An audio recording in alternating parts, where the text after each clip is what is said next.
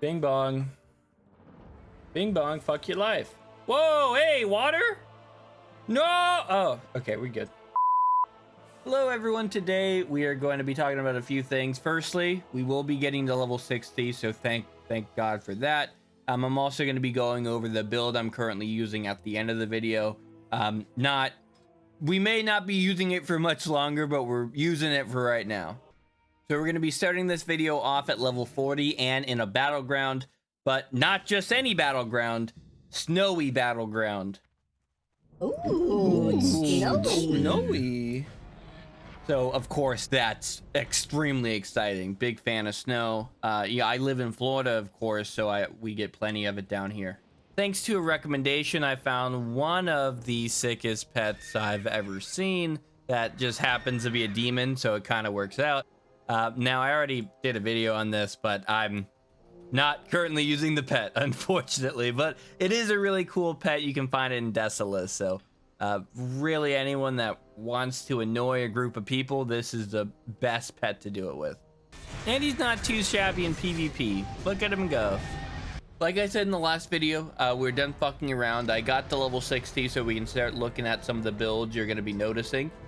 The build I've been going is the first one we're going to talk about. It is revolving around the legendary Spell Shredder. So Spell Shredder is a legendary enchant that's going to be doing a few things for us. The first thing it's going to be doing is when we cast Frostbolt, Fireball, or Lightning Bolt, we're going to be gaining elemental overpower for each respective type.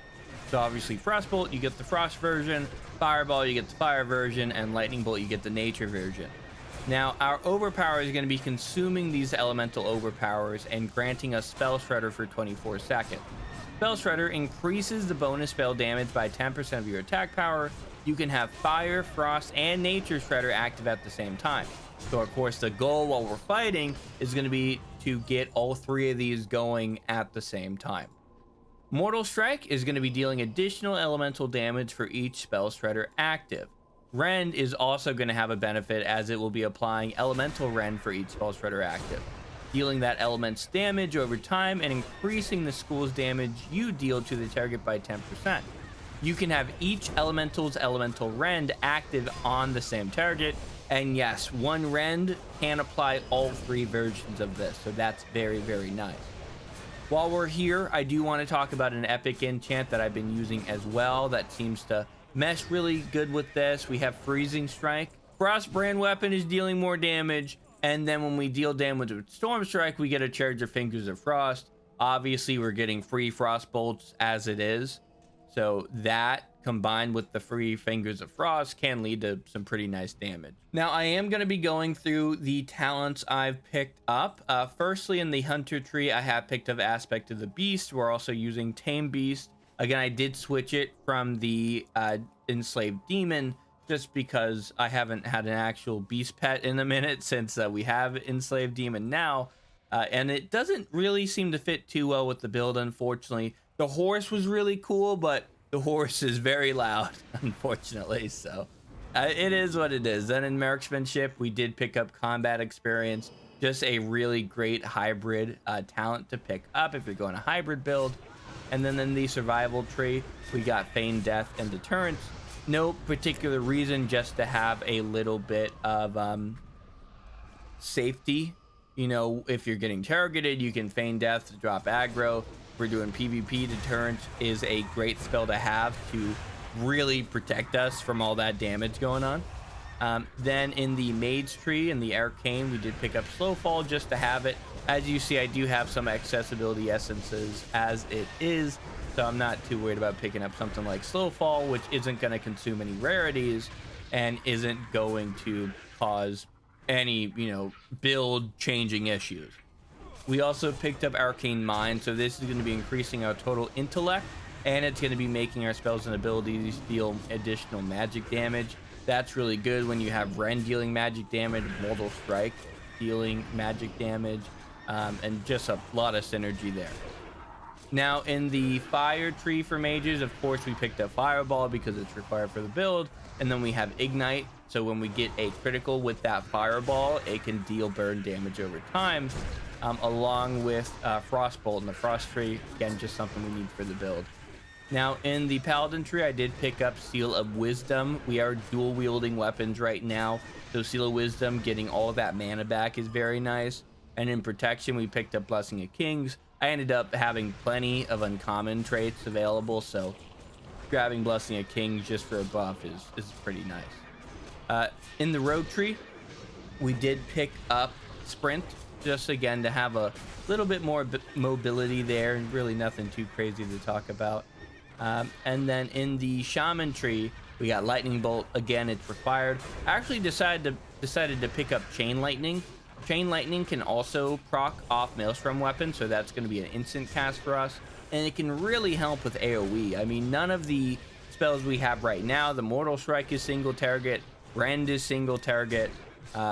We did pick up Storm Strike, that's also single target. Overpower, of course, being single target. So it's really important that we have something that can hit multiple targets. So we picked up things like Whirlwind and, in this case, Chain Lightning. In the enchantment tree, we do have Rockbiter and Frostbrand. Right now, I'm using one of each. It might be better just to use Frostbrand. It might be better just to use Rockbiter. I haven't done that thorough of testing on this particular side of it, but this is the combination I'm using right now. Now, we've talked about these talents multiple times. Just all the good hybrid build talents like Mental Dexterity, Thundering Strikes, Mental Quickness. These are all things you want to pick up. I also picked up Storm Strike so we can get some additional mana back, because again, we're using a lot of fireballs, lightning bolts, chain lightnings. That stuff costs a lot of mana, so having another way to generate that. And the improved Storm Strike is also going to increase the fire and frost damage our target takes by 10%. So again, just a free damage increase there. Then we have dual wield specialization. Really nothing crazy. It's going to be increasing the chance that the enemy will be taking increased fire, frost, and nature damage by 6%. Let me actually read that. Increases your chance to hit with all spells and melee attacks while dual wielding, and your offhand auto attacks have a chance to increase your fire, frost, and nature damage. So pretty good, especially with the on chance to hit increase there. So Frozen Power is going to be increasing our frost, fire, and nature damage done by 12% on targets afflicted by our Frostbrand attack. So again, really benefiting from the Frostbrand weapon there. You could probably justifiably use it on both weapons, just as a side note. Along with that, we had Maelstrom weapon. This is a requirement for this build, in my opinion, because you're not going to want to hard cast spells while you're in melee range. It's just not really ideal. So this is going to be how we're getting our free weapon, our free spell cast. In Restoration, I picked up Lesser Healing Wave. It is also going to be benefiting from Maelstrom weapon. I also picked up a Revive just because they're nice to have. And again, we have the ability Essence to do so. And then the last tree is going to be in Arms. We picked up Charge to have a gap closer. We picked up Rend because it's part of the enchant, along with Overpower. I also picked up Skull Banner just to give it a try. Nothing really crazy, just kind of a buff. And then I picked up Heroic Strike. Heroic Strike is good because we have a lot of rage perpetually. So just having something to kind of spam some of that rage so that we can get more DPS. I mean, it's really as simple as that. Talent-wise, you got improved Rend. Really great considering Rend is going to be doing a lot of elemental damage as well. So increasing just the overall damage of the ability is nice, and the critical strike chance doesn't hurt. Then we have Impale, increasing the critical strike damage bonus of your direct damage warrior abilities by 20%, along with 1 point in deep wounds. So we are bleeding targets when we hit them with a critical strike. We did pick up Taste for Blood because, of course, this will give us the ability to use Overpower even without the normal restrictions behind it. I'm not going to go into detail, but it does very accurately explain Overpower is kind of difficult to use if you're not using Taste for Blood. We got Strength of Arms for the increase to strength, stamina, and expertise. This is also going to be giving our Mortal Strike additional damage when we use stuff like Overpower. So good. Mortal Strike is a great ability. A lot of people end up using it. We also improved that, so we are going to be increasing the damage it does even further. And then finally in the Fury tree, we didn't pick up anything in protection. In the Fury tree, we picked up Whirlwind. And because we are dual wielding, we picked up single-minded fury. So this is great when we're using stuff like overpower and mortal strike to give us an extra chance to attack with that offhand. So pretty good, pretty good. I will say this build has been fun, but at least in my experience, the DPS seems to be lacking. On a good pull for me, I'm able to pull around 1,000 DPS, and that's both single target and AoE. Single target, we're a little more consistent, but because we don't have any AoE on these bigger pulls, we're falling behind. Now, the whirlwind and the chain lightning helps with that a lot. I went from dealing maybe 600 DPS in an AoE pull to closer to 1,000. So that was really nice when we got that going and we got the flow going a bit better. The biggest issue with this is not necessarily the DPS. It's how difficult it is to play when you don't get great DPS. You know, if you're playing something that's difficult to play, you want it to kind of pay off in a really meaningful way. But this feels really difficult to play, and the damage seems pretty mediocre. I mean, I don't have a good gauge on what's good damage versus bad damage, but I feel like I should be able to do more than 1,000 DPS on an ideal pull. That's not any pull. That's my best case scenario. So we'll probably be swapping out the legendary enchant. I want to try more anyway, so it's not really a loss or anything like that. But I was hoping for a little more pizzazz on the spell shredder. But maybe someone will make another build and show me that I'm a bad player and this is a great legendary enchant. I really want it to be because it's so cool. I like having the instant cast.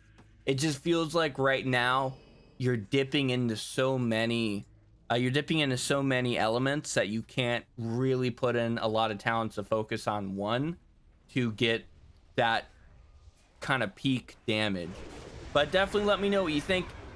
This was a fun enchant to do. I plan to do more enchants, of course, in the future. And we'll probably, before I make an ult, I'll probably see if there's another legendary enchant I can kind of test out real quick and just swap things that way instead of having to level up another 1 through 60. But thank you guys so much for watching, and I hope you have a fantastic day. Bye-bye. Also, thank you, Unknown, for the comment and the 15 gold. Appreciate it.